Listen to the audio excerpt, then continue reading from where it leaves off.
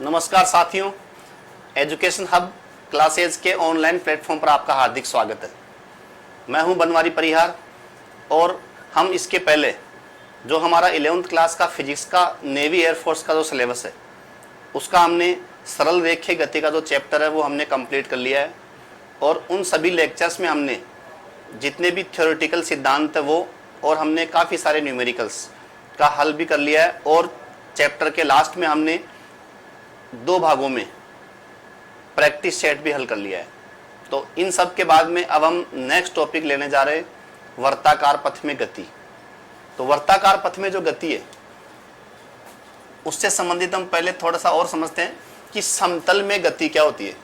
समतल में गति क्या होती है कि जब किसी गतिमान वाहन की स्थिति 2 निर्देशांकों द्वारा व्यक्त की जाती है तो उसे हम समतल में गति कहते हैं, या समतल में गति को हम 2 विमीय गति भी कह सकते हैं, क्योंकि 2 दिशाओं में एक साथ गति होती है इसलिए इसे हम 2 विमीय गति कहते हैं और इसे समतल में गति कहते हैं। अब समतल में जो गति है, हमारा जो 11th क्लास का सिलेबस है उसमें इस टॉपिक के तहत 2 बिंदु आते हैं कि समतल में गति में एक आता है वृत्तीय पथ में गति और एक आता है प्रक्षेप्य गति। क्योंकि वृत्तीय पथ में गति में और प्रक्षेप्य गति में दोनों में ही गतिमान वस्तु की जो स्थिति है 2 निर्देशांकों द्वारा व्यक्त होती है। तो इसलिए आज हम जो टॉपिक लेंगे वो लेंगे हम वृत्तीय पथ में गति। तो वृत्तीय पथ में जो गति है उसको हम आज क्वेश्चंस के माध्यम से हल करेंगे।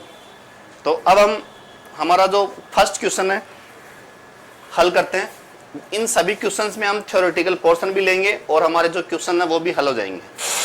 हमारा फर्स्ट क्वेश्चन क्या है कि एक वस्तु नियत चाल से वृत्तीय पथ पर गति कर रही है, तो इसका निम्न में से जो भी है कथन कौन सा सही है। तो यहाँ पर हम पहले समझते हैं कि जो हमारा फर्स्ट क्वेश्चन है इसमें क्या है, ये वर्ताकार पथ है। इस वर्ताकार पथ में क्या है कि कोई कण है। यहाँ पर हम इसको मान लेते हैं कि कण बोल सकते हो आप, इसको आप वस्तु भी बोल सकते हो, पिंड भी बोल सकते हैं। तो ये जो कण है ये वर्ताकार पथ में गति कर रहा है। अब हमारा क्वेश्चन क्या है, नियत चाल से। तो इसकी जो चाल है वो क्या है, नियत चाल है, अर्थात चाल समय के साथ क्या रहती है, नियत रहती है, चाल का मान बदलेगा नहीं। तो इसकी जो चाल है वो क्या है, नियत चाल है। तो नियत चाल से वृत्तीय पथ पर गति कर रही है। तो अब ये जो 4 ऑप्शन है उसमें से सही कौन सा है, तो हम 1 बाय 1 इसको हल करेंगे। देखो ए ऑप्शन क्या हमारा, वेग अचर होगा। तो अचर का मतलब होता है इंग्लिश में कांस्टेंट। तो यहाँ पर ऑप्शन क्या है कि जो वेग है वो कांस्टेंट होगा। तो ये बात बिल्कुल गलत है। क्यों गलत है, क्योंकि वेग एक सदिश राशि है और सदिश की दिशा भी होती है और उसका परिमाण भी होता है। तो वर्ताकार पथ में एक समान जो वृत्तीय गति है उसमें क्या होता है कि जो चाल है उसका जो परिमाण है या वेग का जो परिमाण है वो तो नियत रहता है, लेकिन उसकी जो दिशा है प्रत्येक बिंदु पर स्पर्श रेखीय होती है। जहां पर भी कण रहता है प्रत्येक बिंदु पर इसके कण की जो दिशा है, चाल की जो दिशा है वो क्या रहती है, स्पर्श रेखीय रहती है। अर्थात प्रत्येक बिंदु पर इसकी जो वेग है उसकी दिशा बदलने के कारण हम ऐसे कहेंगे कि वेग परिवर्ती है। क्यों कहेंगे, क्योंकि वेग एक सदिश राशि है, उसका जो परिमाण है वो नियत है, लेकिन उसकी जो दिशा है प्रत्येक बिंदु पे बदल रही है, इसलिए हम कहेंगे कि इसका जो वेग है वो परिवर्ती है। तो हमारा जो फर्स्ट ऑप्शन है कि वेग नियत है, तो ये जो ऑप्शन है क्या है, गलत है। तो हमारा जो ए ऑप्शन है क्या हो गया, गलत ऑप्शन हो गया। अब हम बात करते हैं बी ऑप्शन की कि त्वरण अचर है, अर्थात त्वरण नियत है। तो त्वरण भी नियत नहीं है। क्यों नहीं है, क्योंकि प्रत्येक बिंदु पे जो त्वरण की दिशा है वो क्या होगी, केंद्र की ओर होगी और उसे हम बोलेंगे अभिकेंद्रीय त्वरण। तो अभिकेंद्रीय जो त्वरण है उसको हम AC द्वारा व्यक्त करते हैं और अभिकेंद्रीय त्वरण का सूत्र होता है mv²/r। तो अभिकेंद्रीय त्वरण में क्या होता है कि इसका जो परिमाण है वो तो नियत है। क्यों नियत है, क्योंकि यहाँ पर द्रव्यमान, चाल और त्रिज्या तीनों पद नियत है, इसलिए अभिकेंद्रीय त्वरण का जो परिमाण है वो नियत रहेगा, लेकिन उसकी जो दिशा है प्रत्येक बिंदु पर केंद्र की ओर होती है, इसलिए हम इसे कहते हैं अभिकेंद्रीय त्वरण। अर्थात इसकी दिशा लगातार बदल रही है। तो ये सदिश राशि होने के कारण अभिकेंद्रीय त्वरण भी परिवर्ती है। अतः हमारा जो बी ऑप्शन है कि त्वरण नियत है, तो ये भी हमारा गलत ऑप्शन हो चुका है। तो हमें इस प्रकार के क्वेश्चंस में ये पता होना चाहिए कि आखिर जो गलत जो ऑप्शन है वो गलत क्यों है, क्योंकि सही का ऑप्शन आप तभी छांट पाओगे जब आप बाकी के गलत ऑप्शंस के बारे में आपको सूचना हो, आपको उसका नॉलेज होना चाहिए, तभी आप छांट पाओगे। तो अब हम बात करते हैं सी की। सी क्या है, त्वरण का परिमाण नियत है। तो ये वाली जो बात है बिल्कुल करेक्ट है। तो हमारा जो सी ऑप्शन है ये करेक्ट है कि त्वरण का मान क्या है, त्वरण का जो परिमाण है वो क्या है, नियत है। और मैं आपको बता भी चुका हूं कि परिमाण नियत क्यों है, क्योंकि उसका द्रव्यमान, चाल और त्रिज्या तीनों ही नियत राशि हैं, इसलिए इसका परिमाण क्या है, नियत है।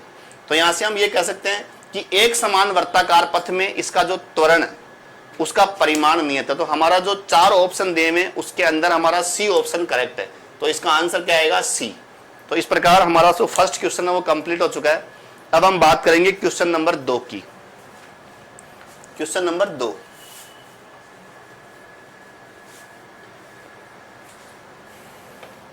अब क्वेश्चन नंबर 2 क्या हमारा कि एक मोटरसाइकिल चालक वृत्तीय पथ पर नियत चाल से गति कर रहा है। इसका मतलब पिछले वाला जो क्वेश्चन है उसी की तरह है, सिर्फ ऑप्शन चेंज है कि वर्ताकार पथ में नियत चाल से कोई वस्तु गतिमान है। तब 4 ऑप्शन हम पढ़ते हैं। देखो, रेखीय वेग नियत होता है तो गलत है, क्योंकि वेग की दिशा लगातार बदल रही है। तो हमारा जो ए ऑप्शन है ये गलत है। बी ऑप्शन की बात करते हैं कि त्वरण अचर है, तो त्वरण नियत है, तो ये भी गलत है। क्यों गलत है, क्योंकि त्वरण की जो दिशा है वो प्रत्येक बिंदु पर केंद्र की ओर होती है, अर्थात उसकी जो दिशा है वो लगातार बदल रही है, इसलिए ये अचर नहीं है, नियत नहीं है। उसके बाद तीसरे की बात कर रहे हैं सी ऑप्शन की कि कोणीय वेग नियत है। तो कोणीय वेग नियत है, ये बात बिल्कुल करेक्ट है। क्यों करेक्ट है वो समझनी है कि यहां पर जो फॉर्मूला होता है वो क्या होता है कि रेखीय वेग का जो फॉर्मूला है, रेखीय वेग बराबर होता है कोणीय वेग क्रॉस आर सदिश। आर सदिश यहां पर क्या है, इस बिंदु के ऊपर यहां पर त्रिज्यीय सदिश है, त्रिज्या को हम यहां पर आर सदिश बोल रहे हैं। तो कोणीय वेग क्रॉस गुणनफल त्रिज्या का सदिश बराबर है रेखीय वेग। अब यहां पर हमें क्या पता होना चाहिए, यदि आप इसको हल करें सदिश के हिसाब से इसे हम हल करें तो यहां पर हम इसको कैसे लिखेंगे, omega R sine theta N cap, इस प्रकार से ये है। अर्थात ये क्या है कि यहां पर ओमेगा आर जो साइन थीटा है, यहां पर जो थीटा है, जो 3 सदिश हमें दिए में रेखीय वेग, कोणीय वेग और त्रिज्या सदिश, तीनों के तीनों एक दूसरे के लंबवत होते हैं। तो लंबवत होने की वजह से यहां पर जो साइन थीटा है यहां पर क्या हो जाएगा, 90 डिग्री हो जाएगा। तो omega R sine 90 N cap, ये इसका जो ओमेगा सदिश और आर सदिश है इसके तल के लंबवत इकाई सदिश है। तो इस प्रकार से हम इसको रेखीय वेग को हम ऐसे लिख सकते हैं, ओमेगा आर साइन 90। अब यहां पर क्या होता है कि ये जो ओमेगा है, इसके अंदर जो ओमेगा, इसकी जो दिशा मैंने यहां पर जो पेन से आपको बता रखा उधर रहेगी।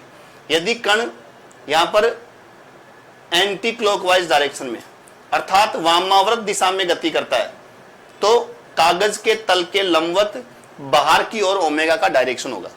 तो ओमेगा की जो दिशा है, कण किसी भी बिंदु पर गति कर सकता है, लेकिन उस ओमेगा की जो दिशा है वो कागज के तल के लंबवत है और बाहर की ओर है।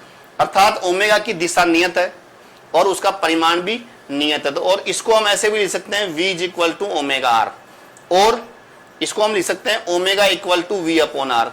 अर्थात ये जो ओमेगा है इसकी दिशा भी नियत है, जो मैंने आपको बता दी है कि कागज के तल के लंबवत बाहर की ओर है, जैसा कि आपको चित्र में मैंने कण की जो गति बताई उसके अनुसार।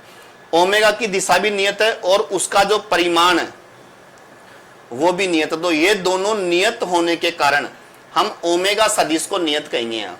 तो यहाँ पर जो कोणीय वेग है, ये जो सदिश है ये क्या हो जाएगा, हमारा नियत सदिश हो जाएगा। तो कोणीय वेग क्या है, अचर मतलब नियत होता है। तो सी हमारा करेक्ट आंसर है।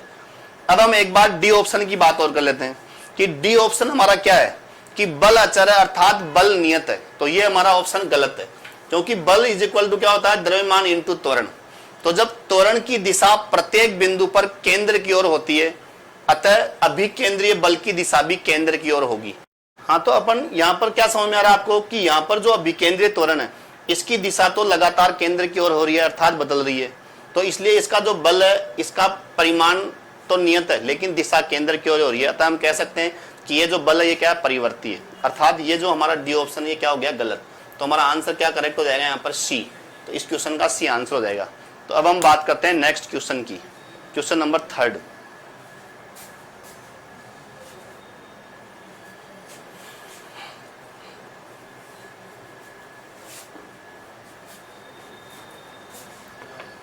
ठीक है। क्वेश्चन नंबर थर्ड क्वेश्चन क्या है देखो हमारा, कि एक कण नियत कोणीय वेग से, नियत कोणीय वेग, ये यहां पर ओमेगा क्या है, नियत है, नियत कोणीय वेग से वृत्तीय पथ पर गति कर रहा है। तो गति के दौरान क्या होने वाला है। अब यहां पर जो चार ऑप्शन है वो आपको समझ में आने चाहिए। पहला ऑप्शन क्या है, कि फर्स्ट ऑप्शन क्या है, कि इसकी गतिज ऊर्जा संरक्षित रहती है। यहां पर संरक्षित का मतलब नियत से है, तो गतिज ऊर्जा नियत ही रहती है, क्योंकि गतिज ऊर्जा एक अदिश राशि है। और यहां पर जो चाल है, उस जो गतिज ऊर्जा का सूत्र है वो क्या होगा, 1/2 mu²। तो यहां पर जब चाल नियत है, इसका मतलब इसकी गतिज ऊर्जा भी नियत है। इस अर्थात हम कह सकते हैं कि गतिज ऊर्जा संरक्षित या नियत रहती है। तो हमारा जो ए ऑप्शन है ये करेक्ट हो जाएगा। लेकिन हम आगे भी डिस्कस करेंगे कि भाई जो बी, सी और डी जो ऑप्शन है गलत क्यों है, क्योंकि वो चीज भी हमें पता होगी, तभी आप आगे एग्जाम में यदि मान लो ये ऑप्शन ना करके कोई दूसरा क्वेश्चन आता है, उसके ऑप्शन चेंज होते हैं, तो आपको जो नॉलेज है पूरा होना चाहिए। अब हमारा ऑप्शन नंबर बी है। बी क्या है, कि इसका संवेग संरक्षित है, तो ये गलत है, क्योंकि जो संवेग है वो नियत नहीं रहता है, क्योंकि संवेग एक सदिश राशि है। भाई संवेग क्या होता है, एम होता है। तो जब इसका जो वेग है ये परिवर्ती है दिशा के रूप में, तो ये संवेग भी दिशा के रूप में परिवर्ती होगा, क्योंकि संवेग की जो दिशा है वो स्पर्श रेखा की ओर होगी और इसका जो परिमाण है वो नियत होगा। लेकिन ये सदिश राशि होने के कारण ये जो संवेग है ये क्या रहेगा, परिवर्ती रहेगा, अर्थात संरक्षित नहीं रहता है। तो हमारा जो बी ऑप्शन है ये गलत हो जाता है। अब हम बात करेंगे सी की। सी ऑप्शन क्या हमारा, कि इसके ऊर्जा और संवेग दोनों संरक्षित है। तो मैंने अभी बताया था कि भाई ऊर्जा का मतलब यहाँ पर गतिज ऊर्जा से है, तो गतिज ऊर्जा तो संरक्षित है लेकिन संवेग संरक्षित नहीं है, इसलिए हमारा जो सी ऑप्शन है ये गलत हो जाएगा। और चौथा ऑप्शन क्या है, कि दोनों में से कोई भी संरक्षित नहीं है, तो ये भी गलत बात है, क्योंकि गतिज ऊर्जा तो संरक्षित या नियत है। तो हमारा जो ऑप्शन है वो क्या हो जाएगा, ए करेक्ट हो जाएगा, कि गतिज ऊर्जा का मान नियत रहेगा, या इसको बोल सकते हैं अचर रहेगा, या हम इसको बोल सकते हैं कि संरक्षित रहेगा, या इंग्लिश में बोल सकते हैं कि kinetic energy is conserved, either it is constant. अब हम बात करते हैं नेक्स्ट क्वेश्चन की। Next question number 4। Question number 4 क्या हमारा, कि टेकोमीटर वह युक्ति है जिससे नापा जा सकता है। तो टेकोमीटर एक उपकरण होता है जिसके माध्यम से हम घूर्णन गति का जो वेग है या चाल है उसको हम निकाल सकते हैं, अर्थात इससे अपन घूर्णन की चाल को नाप सकते हैं। तो इसमें ये एक उपकरण होता है, इसलिए इसका जो उत्तर है वो क्या आएगा, बी उत्तर आएगा इसका। तो घूर्णन की चाल हम इससे नाप सकते हैं। तो हमारा नेक्स्ट क्वेश्चन है क्वेश्चन नंबर 5। क्वेश्चन नंबर 5 हम पढ़ते हैं। क्वेश्चन नंबर 5 क्या है देखो, कि एक कण क्षैतिज वृत्त में अचर चाल से गति करता है, तो इसके लिए अचर होगा। यहां पर एक विशेष बात याद रखनी है कि अचर चाल का मतलब है नियत चाल, और क्षैतिज वृत्त का मतलब है कि कोई वस्तु इस प्रकार से चल रही है, पृथ्वी के धरातल के समांतर कोई वस्तु वर्ताकार पथ में गति कर रही है। तो इस क्षैतिज वृत्त में एक प्रॉपर्टी आपको पता होना चाहिए कि यदि कोई वस्तु क्षैतिज वृत्त में गतिमान है, अर्थात गुरुत्वीय त्वरण का प्रभाव नगण्य मानते हैं, तो इसलिए यहां पर स्मॉल जी का कोई महत्व नहीं है। तो क्षैतिज वृत्त में यदि नियत चाल से गतिमान है, तो इसके लिए निम्न में से कौन सी राशि नियत है। तो वेग है, तो ये तो गलत है, क्योंकि वेग जो है वो परिवर्ती है, क्योंकि इसकी दिशा लगातार स्पर्श रेखा की ओर होती है, इसलिए ये तो परिवर्ती है, नियत नहीं है। तो वेग तो अचर नहीं है। उसके बाद में त्वरण, त्वरण का जो परिमाण है वो तो नियत है। त्वरण का जो परिमाण है, यहाँ पर त्वरण से मतलब विकेंद्रित त्वरण से होता है, तो इसका परिमाण तो नियत है, लेकिन दिशा केंद्र की ओर होती है, इसीलिए इसको हम अभिकेंद्रित त्वरण कहते हैं। तो ये भी परिवर्ती है, मतलब दिशा के रूप में परिवर्ती है, इसलिए ये अचर नहीं है। तो अर्थात ये वाला ऑप्शन भी हमारा गलत हो गया, बी। अब हम बात करेंगे सी की। तो सी में क्या गतिज ऊर्जा है। तो गतिज ऊर्जा एक अदिश राशि है, इसमें दिशा से कोई मतलब नहीं होता है, अतः जो गतिज ऊर्जा है वो अचर है या नियत है। तो ये हमारा ऑप्शन करेक्ट हो जाएगा। तो सी ऑप्शन हमारा करेक्ट हो जाएगा। और डी ऑप्शन क्या है, विस्थापन। तो इसमें क्या, लगातार वस्तु यदि करती है गति, तो विस्थापन का मान भी लगातार चेंज हो रहा है। तो अर्थात यहाँ पर जो नियत होने वाली या अचर राशि वो कौन सी है, गतिज ऊर्जा है। तो यहाँ पर जो उत्तर आएगा इसका गतिज ऊर्जा उत्तर आएगा, जो कि अपना सी ऑप्शन है। तो इस प्रकार क्वेश्चन नंबर 5 पूरा हो गया। अब हम बात कर रहे हैं नेक्स्ट क्वेश्चन, क्वेश्चन नंबर 6। तो क्वेश्चन नंबर 6 की हम बात कर रहे हैं। तो क्वेश्चन नंबर 6, क्वेश्चन नंबर 6 क्या है, कि एक कण नियत चाल से वृत्तीय पथ पर घूम रहा है। इसका त्वरण होगा। तो यहां पर एक बात आपको याद होनी चाहिए कि एक समान वृत्तीय गति, एक समान वृत्तीय गति में जो त्वरण होता है वो कौन सा होता है?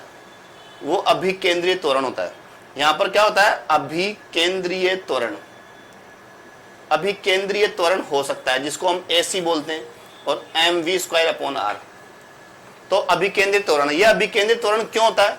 क्योंकि वेग लगातार स्पर्श रेखा पे परिवर्तित हो रहा है, अर्थात दिशा के रूप में वेग बदल रहा है, इसलिए अभिकेंद्रीय त्वरण की उत्पत्ति होती है।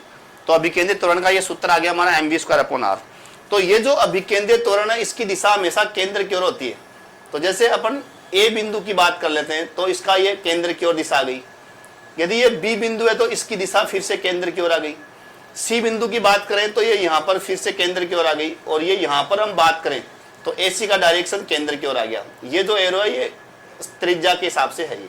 तो इसका मतलब प्रत्येक बिंदु पर अभिकेंद्रीय जो त्वरण है उसकी जो दिशा केंद्र की ओर होती है, और वो भी त्रिज्या के अनुदिश होती है। तो अर्थात इसका जो ऑप्शन आ जाएगा हमारा क्या आ जाएगा? C आ जाएगा। तो ये हमारा क्वेश्चन नंबर 6 कंप्लीट हो गया। अब हम बात कर रहे हैं क्वेश्चन नंबर 7 की। तो क्वेश्चन नंबर 7, क्वेश्चन नंबर 7 क्या हमारा कि दूध का मंथन करने पर क्रीम प्राप्त होती है। तो यहां पर देखो एक बात याद रखने की, जो दूध को मथना या दही को मथना दोनों प्रक्रिया एक ही होती है। उसमें हम क्या करते हैं कि जब यह प्रक्रिया होती है तो अपकेंद्रीय बल के कारण इसके अंदर जो मक्खन है वो क्या होता है? अलग हो जाता है। तो अपकेंद्रीय बल का इसमें योगदान है। और इसमें क्या होता है कि जो मक्खन है वो हल्का होने के कारण केंद्र की ओर आ जाता है। तो इस प्रक्रिया के तहत क्या होता है? अपकेंद्रीय बल लगता है। तो इसका जो उत्तर आएगा C आएगा कि अपकेंद्रीय बल। अपकेंद्रीय बल क्या होता है? देखो जैसे अपन इस चित्र में देखें तो यदि हम जैसे हम यहां पर B बिंदु पे देख लेते हैं, यदि हम इस दिशा की बात करेंगे तो ये अभिकेंद्रीय त्वरण की दिशा है या अभिकेंद्रीय बल की दिशा है, केंद्र की ओर है। और यदि हम इसके दूर की बात करें हम ऐसे, तो ये अपकेंद्रीय बल की दिशा हो जाएगी। अपकेंद्रीय बल की दिशा केंद्र से दूर होती है, अर्थात वर्ताकार पथ का जो केंद्र है उससे दूर की ओर होती है। तो ये वाली जो दिशा है इसको हम कहेंगे केंद्र की ओर, ये होगा केंद्र से दूर। तो ये अपकेंद्रीय बल की दिशा है। तो ये जैसे हम वॉशिंग मशीन में कपड़े धोते हैं तो उस समय भी अपकेंद्रीय बल के कारण ही उसका जो मेल है वो अलग होता है। तो यहाँ पर अपकेंद्रीय जो बल है उससे संबंधित ये क्वेश्चन। तो हमारा इसका उत्तर आ गया C। अब हम बात करेंगे क्वेश्चन नंबर 8 की। तो क्वेश्चन नंबर 8 है हमारा 8 नंबर क्वेश्चन क्या है कि एक कण R त्रिज्या के वृत्तीय पथ पर गति कर रहा है, इसके द्वारा अर्धवृत्त में पूर्ण की गई दूरी। तो यहाँ पर जब ये वर्ताकार पथ है, मान लेते हैं हम यहाँ पर A बिंदु है और ये वस्तु ऐसे गति कर रही है, तो यहाँ पर ये C बिंदु हो गया, ये B बिंदु हो गया। तो जैसे ही अर्धवृत्त पूरा होगा तो इस स्थिति में जो दूरी है वो क्या आएगा? यहाँ से यहाँ तक का चाप आएगा, A से C तक। तो इसको हम ऐसे कह सकते हैं कि यहाँ पर यदि दूरी की बात करें तो इसका उत्तर आ जाएगा पाई r। तो पाई r तो अर्धवृत्त में दूरी हो जाएगी। और यदि हम यहाँ पर विस्थापन की बात करते तो यहाँ पर ये उत्तर आता है इसका 2r, और यहाँ पर ये जो O है ये केंद्र है और ये इसकी त्रिज्या है। तो अर्धवृत्त में दूरी की बात करेंगे तो पाई r आएगा, क्योंकि पूरी जो परिधि होती है, इसकी जो परिधि होती है, परिधि की जो दूरी होती है वो क्या होती है? 2 पाई r। तो इसका आधा हो जाएगा पाई r, और विस्थापन हो जाएगा व्यास के समान, तो 2r हो जाएगा। तो इस प्रकार हमारा क्वेश्चन क्या था कि अर्धवृत्त में पूर्ण करने में तय की गई दूरी कितनी आ जाएगी? तो पाई r उत्तर आ जाएगा। तो इसका आंसर आएगा हमारा B। तो B आंसर आ जाएगा हमारा क्वेश्चन नंबर 8 का। तो अब हम बात करते हैं क्वेश्चन नंबर 9 की। तो क्वेश्चन नंबर 9 हम समझते हैं। क्वेश्चन नंबर 9, क्वेश्चन नंबर 9 क्या है कि एक पहिया 3000 आरपीएम की नियत चाल से, तो यहां पर ये जो आरपीएम है ये कोणीय वेग का मात्रक होता है। तो ओमेगा कितना दिया हुआ? 3000 आरपीएम। इसकी धुरी द्वारा 1 सेकंड में बनाया गया कोण ज्ञात करना है। अब पहले तो आपको एक चीज पता होनी चाहिए यहां पर कि दो मात्रकों का जिक्र होता है इस चैप्टर में। एक तो होता है आरपीएम और एक होता है रेडियन पर सेकंड। आरपीएम का मतलब होता है यहां पर 1 राउंड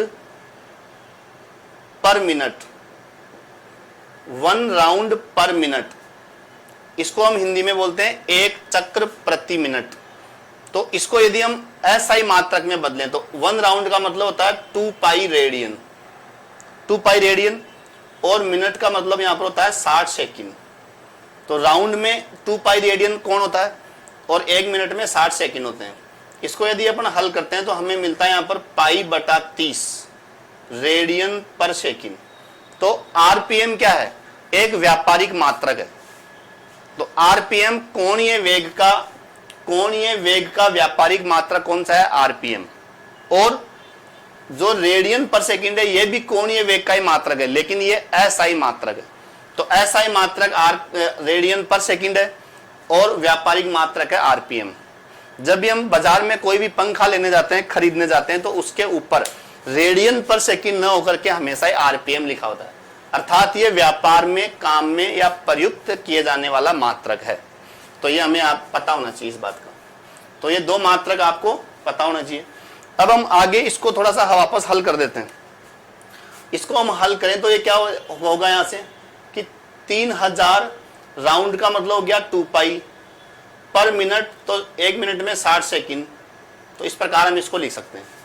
तो ये क्या होगा यहां पर RPM, राउंड का मतलब यहां पर 2 पाई रेडियन होता है, एक राउंड का मतलब, पर ये यहां पर ये लाइन है, और 1 मिनट का मतलब 60 सेकंड। अब हम इसको हल करते हैं। तो यहां से हम इसको भाग देंगे तो कितना जाएगा ये 50 × 2 पाई रेडियन पर सेकंड। अब हम आगे इसको और हल करें तो कितना होगा 100 पाई रेडियन और पर सेकंड। अब हमारा क्वेश्चन क्या है कि 1 सेकंड में बनाया गया कोण, तो 1 सेकंड में बनाया गया कोण कितना है 100 पाई रेडियन। तो 100 पाई रेडियन कौन से ऑप्शन में, हमारे सी में।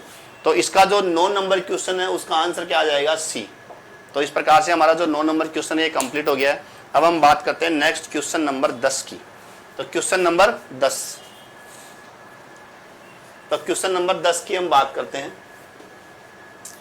ये जो चैप्टर है इसके जो क्वेश्चन है वो सरल है, लेकिन आपको थोड़ा बहुत ध्यान रखना है एग्जाम में, क्योंकि थोड़े से कंफ्यूजिंग रहते हैं सब स्लाइटली ऑप्शंस।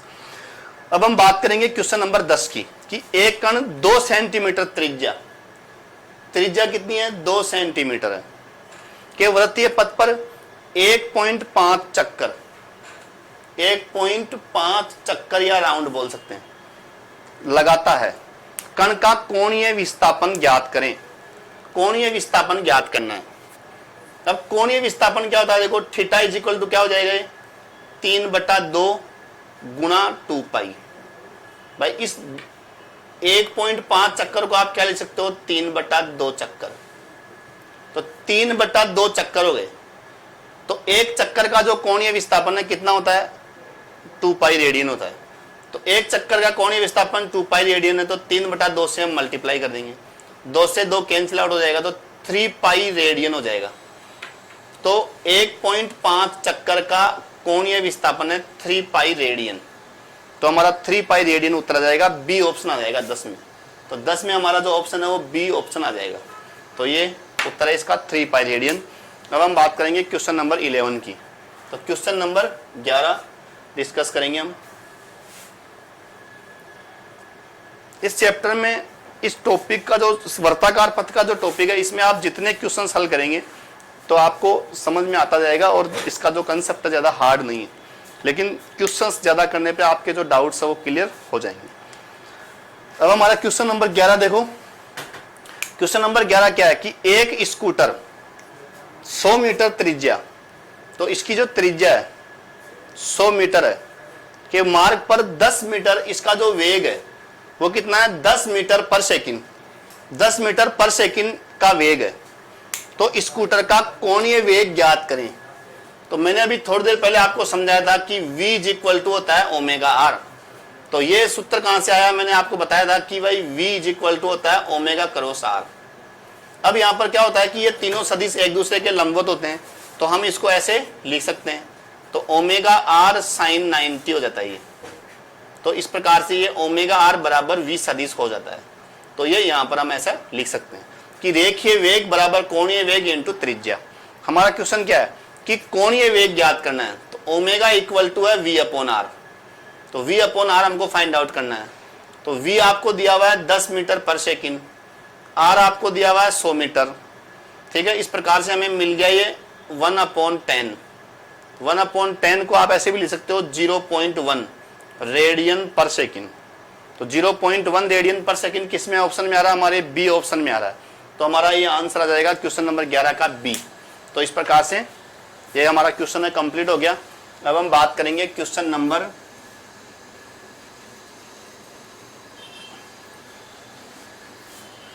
नेक्स्ट क्वेश्चन की बात करेंगे। तो नेक्स्ट क्वेश्चन हमारा है 12 नंबर क्वेश्चन। 12 नंबर क्वेश्चन क्या है? देखो, घड़ी के मिनट के छोटे कांटे का कोणीय वेग और पृथ्वी का अपनी अक्ष पर वेग का अनुपात। तो यहां पर देखो, सबसे पहले हम बात करेंगे कि मिनट वाला जो कांटा है, मिनट हैंड बोलते हैं इसको इंग्लिश में, मिनट के कांटे का कोणीय वेग। तो उसका हम कोणीय वेग की बात करें तो जो मिनट हैंड या मिनट वाला जो सुई है वो एक चक्कर कितने में काटती है? कितने टाइम में काटेगी? 60 मिनट में काटेगी। वो 60 मिनट में एक चक्कर काट लेती है मिनट वाली सुई। यदि हम सेकंड वाली सुई की बात करें तो वो 60 सेकंड में काट लेती है। तो मिनट वाली सुई 60 सेकंड में, सॉरी, मिनट वाली जो सुई है एक चक्कर 60 मिनट में काटती है और उसका जो एक चक्कर का जो विस्थापन है वो है 2 पाई रेडियन। अब इसी प्रकार आगे हमारा क्या क्वेश्चन है कि पृथ्वी अपनी अक्ष पर जो घूर्णन कर रही है उसका कोणीय वेग। तो हम यहां पर लिखेंगे कि पृथ्वी का कोणीय वेग। तो पृथ्वी का कोणीय वेग, तो पृथ्वी जो अपनी धुरी पे एक चक्कर काटेगी तो विस्थापन क्या है इसका? कोणीय विस्थापन 2 पाई रेडियन। अपनी धुरी पे जो एक चक्कर पृथ्वी काटती है तो उसे कितना टाइम लगता है? 24 घंटे। तो 24 घंटे लगते हैं। और इसको आप ऐसे भी लिख सकते हो कि 2 पाई बटा 24 और 1 घंटे में 60 मिनट होते हैं। तो हम ऐसे लिख सकते हैं। अब हम क्या करेंगे कि हमें यहाँ पर अनुपात पूछा है तो आप अनुपात निकालेंगे W1/W2। जो भी हमारे क्वेश्चन में पूछा, पहले ऊपर कौन आएगा? मिनट का जो सुई है उसका कोणीय वेग आएगा। तो हमारे क्वेश्चन के अनुसार काम करना है। तो 2 पाई बाई 60 मिनट, फिर ω2 हम रख देंगे तो 2 पाई ऊपर आएगा ये 24 × 60 मिनट। 2 पाई से 2 पाई कैंसिल, 60 से 60 कैंसिल। तो हमारा उत्तर क्या आ गया इसमें? 24/1। तो अनुपात आएगा इसमें 24/1। तो 24/1 हमारा कौन सा आंसर है इसमें? सी ऑप्शन है। तो क्वेश्चन नंबर 12 का जो सी है वो ऑप्शन हमारा सही हो जाएगा। ये जो क्वेश्चन हमारा कई प्रकार से क्वेश्चन को घुमा घुमा के कई बार आता रहता है कि कभी ये सेकंड वाले सुई की कोणीय वेग पूछता है, कभी मिनट वाले सुई की जो है कोणीय वेग पूछते हैं, कभी कभी मिनट, घंटा और जो सेकंड है तीनों का कोणीय वेगों का अनुपात पूछा जाता है। तो आपको इसमें यही याद रखना है कि कोणीय विस्थापन डिवाइडेड बाय समय बराबर कोणीय वेग होता है। तो जो भी निकाय है उसके हिसाब से आपको कोणीय विस्थापन रखना है, उसका आवर्तकाल का समय रखना है और आप कोणीय वेग निकाल सकते हैं। तो ये हमारा क्वेश्चन नंबर जो 12 ये कंप्लीट हो चुका है। तो अब हम बात करेंगे क्वेश्चन नंबर 13 की। क्वेश्चन नंबर 13, तो क्वेश्चन नंबर 13 हमारा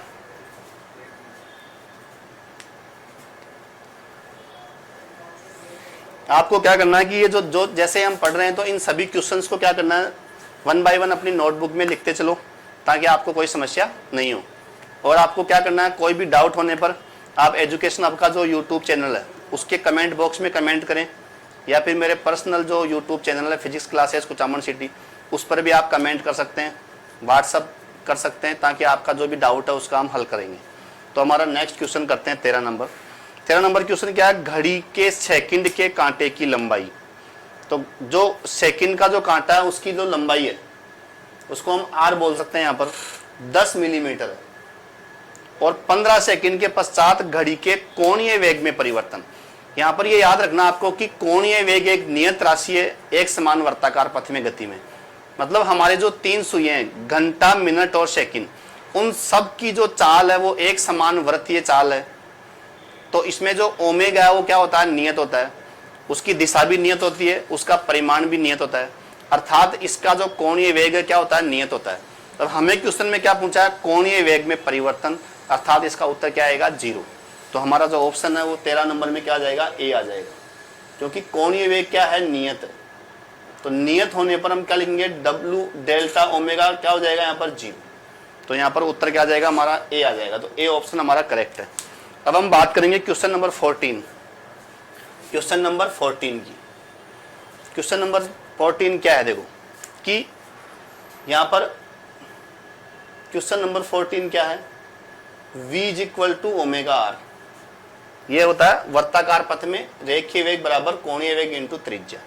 अब विषुवत रेखा पर किसी बिंदु का रेखीय वेग क्या होता है, तो यहाँ पर बात हो रही है पृथ्वी की त्रिज्या। तो यहाँ पर क्या है, जैसे ये पृथ्वी है, अब यहाँ पर ये इसकी जो है घूर्णन अक्ष है, यहाँ पर कोई कण है, तो इस कण का आपको रेखीय वेग पूछा। ये जो पृथ्वी है, ये जो कण पृथ्वी की हम बात करेंगे तो ये घूर्णन गति का उदाहरण है, एक समान घूर्णन गति। और यदि हम पृथ्वी के धरातल पर इस कण की बात करेंगे तो ये इसकी एक समान वृत्तीय गति है। तो ये सूत्र दोनों में सेम ही रहता है। तो यहाँ पर ये ओमेगा, ओमेगा कितना हुआ इसके अंदर कि 2 पाई, एक चक्कर काटेगा ये 24 घंटे में, तो ये 24 घंटे हो गए, तो ये यहाँ पर 60 मिनट हो जाएगा। मतलब पृथ्वी का कोणीय वेग हो चाहे इस कण का कोणीय वेग हो, सेम है, क्योंकि कण पृथ्वी के ऊपर है। तो कोणीय वेग क्या आएगा, एक चक्कर में विस्थापन है 2 पाई और 24 घंटे होते हैं, तो इसको 1 घंटे में 60 मिनट होते हैं, तो इसलिए ये मिनट हो जाएगा। ठीक है, और इसको हम और आगे हम हल करें तो क्या हो जाएगा, ये 2 पाई, अब ये 24 घंटे थे, 1 घंटे में 60 मिनट होती है और 1 मिनट में 60 सेकंड होता है। क्या हो गया, यहाँ पर जो त्रिज्या है ये क्या है, इसका 6400 किलोमीटर है। तो अब इसको आप मिनट में ही बदल सकते हैं, लेकिन हमारे जो ऑप्शन है उसके हिसाब से ये आवर में ही है, तो आप इसको आवर में रहने दो तो ज़्यादा अच्छा है। ये ऑप्शन के हिसाब से सोल्व करना है। तो 2 पाई इंटू आर, क्योंकि यहाँ पर 24 आवर्स ही है ये, तो ये यहाँ पर 2 पाई होगा और 24 आवर्स हो गया। ये जो आर है इसकी जगह आपको 6400 रख देंगे हम, क्योंकि यहाँ पर जो पर आवर है वो उससे कैंसिल आउट हो जाएगा। तो यहाँ पर इस प्रकार से हम इसको लिख देंगे। अब हम इसको यदि हल करते हैं तो हमारा जो उत्तर है वो क्या आ जाएगा, लगभग इसका उत्तर आएगा 1600 किलोमीटर पर आवर। भाई ये तो किलोमीटर में है, ये आवर में है, तो किलोमीटर पर आवर आएगा। तो ये एक्चुअली लगभग आंसर है 1600, जबकि ये एग्जैक्ट 1600 नहीं आएगा, ये हमारे ऑप्शन के हिसाब से हम बात कर रहे हैं। तो ये लगभग अप्रोक्सीमेटली 1600 किलोमीटर पर आवर इसका उत्तर आ जाएगा। ठीक है, तो इसको हम हल करने पर आएगा ये। तो ये हमको ऐसे क्वेश्चंस में ऑप्शंस को देखना, उसके हिसाब से हमको उत्तर देना होता है। तो यहाँ पर किलोमीटर को एज इट इज रखना है और जो आवर है उसको एज इट इज रखना है, क्योंकि किलोमीटर पर आवर हमारे ऑप्शंस में आ रहा है। तो अब हम बात करेंगे नेक्स्ट एंड लास्ट क्वेश्चन की, क्वेश्चन नंबर 15। तो क्वेश्चन नंबर 15 की हम बात करेंगे।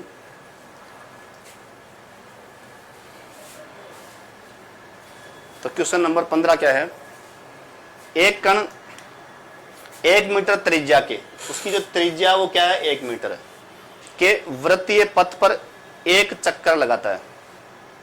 ठीक है, इसके द्वारा लिया गया समय 10 सेकंड है। ठीक है, यहाँ पर क्या है, एक चक्कर लगा रहा है ये। मान लेते हैं ये ए बिंदु है, ये इधर से चक्कर काट के यूं आके इधर से आ रहा है, तो ये बी, सी और डी, तो ये ए बिंदु से स्टार्ट होके और वापस ए पे आ रहा है, क्योंकि स्पष्ट बोला गया एक चक्कर लगाता है। उसके द्वारा यदि आपको जो टाइम है वो कितना है 10 सेकंड। तो औसत वेग की बात कर रहे हैं यहाँ पर। तो औसत वेग यहाँ पर क्या होता है एक्चुअली कि विस्थापन अपॉन समय होता है। अब यहाँ पर एक चक्कर में जो विस्थापन है वो क्या होता है, वर्ताकार पथ में 0।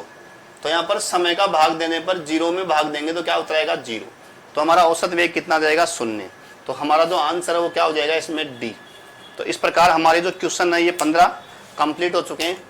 अब हम इस टॉपिक के जो और क्वेश्चन है, जो बचे हुए जो और क्वेश्चन है, जो इंपॉर्टेंट क्वेश्चन है वो हम नेक्स्ट लेक्चर में डिस्कस करेंगे। तब तक आप जितने भी हमने क्वेश्चन कराए हैं उसको आपको हल करना है। कोई समस्या हो तो आप कमेंट बॉक्स में कमेंट करें। थैंक यू, मिलते हैं नेक्स्ट वीडियो में। धन्यवाद।